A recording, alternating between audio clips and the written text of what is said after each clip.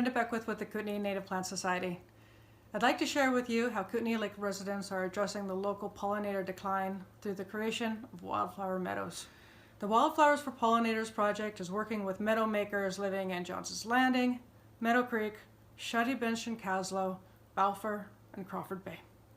This project, started in 2019, is made possible with funding from the Kootenay Lake Local Conservation Fund, administered by the Regional District of Central Kootenay and the Kootenay Conservation Program, as well as support from several community organizations. The two main components of the project are the building of a Kootenay Lake Wildflower Seed Library and the creation of wildflower meadows. We work alongside Kootenay Lake residents to make this pollinator habitat. Oh, there's seeds in those ones. During seed collection field days in the summer, we show people how to source, collect, and care for native plant seeds using ethical, standardized methods.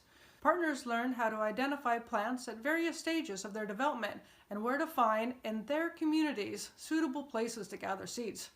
Participants collect seeds for themselves and contribute to the seed library so other people can benefit from our growing repository of native seeds.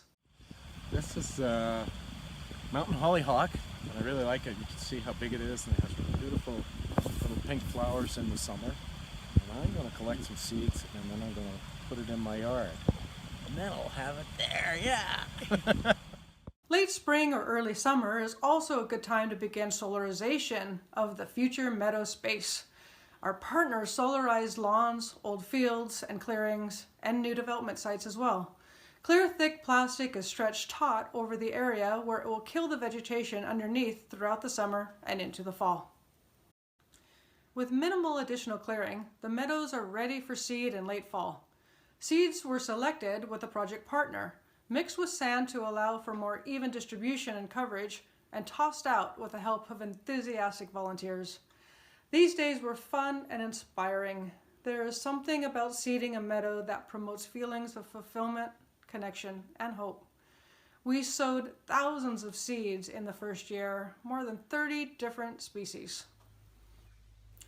The next spring, it was time to see what plants germinated in the new meadow spaces. There were weeds, there always are, and there were seedlings sprouting from the new wildflower seeds. We tried our best to identify the infant plants, and it was exciting to see the meadows emerge and to introduce our meadow makers to their new plants.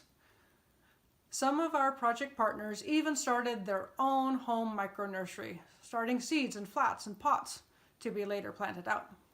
Over the summer, the meadows continued to develop, and our project partners made discoveries and had some fun too. So here we are in Ken's Meadow in Crawford Bay. And this is one of the plants that has come up that we sowed last fall. Tell us about your discovery about this plant, Ken. Well, this silverleaf phacelia, I think, is kind of really cool because it's brought so many bees to the yard, and it's kind of made it fun to see the bees. And like the one time in particular, I didn't know there were any bumblebees in there, or I didn't see them, and I was just giving it a little bit of water, and then just this kind of cloud of bees came out, and it's added an extra dimension to me for the flowers overall, and just being able to see the bumblebees kind of enjoying them too. By the fall of the second year of the project, our meadow makers gained more confidence.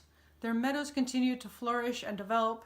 We reached more people, and we were able to grow our seed library to nearly 60 species. Here, our partner Ken describes another new discovery on his property. Well, this was kind of an exciting find for me, this dark aster that I didn't know was here and has been here forever. It's on the edge of my pasture near where the meadows are, and then just this year I noticed it, I guess because now I'm kind of paying attention to things so much more, and here's this beautiful rich colored aster that I'd never seen, and when it was in bloom it was just covered in bees. It was unbelievable how many bees were in here. They just loved it. Encouraged by their own success with establishing wildflowers in their meadows, our project partners are now teaching their neighbors how to collect and share seeds. We are fascinated to see how the meadow makers have become community leaders. Through these actions, this project will continue to support pollinator habitat for years to come. The Wildflowers for Pollinators project brings joy, wonder, and pride to our community partners and to us on many scales. We witness the beauty and diversity of the seeds themselves. We observe the plants and see their development over time. And we take delight in seeing the bees and other pollinators interacting with the wildflowers.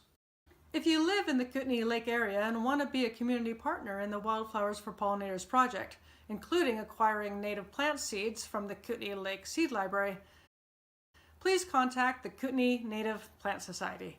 See our website for more information on meadow making and for resources. We are enhancing biodiversity and building connectivity for some of the most vulnerable beings in the world. Wildflowers for Pollinators is a community-based grassroots conservation project creating pollinator habitat in the Kootenay Lake area, meadow by meadow.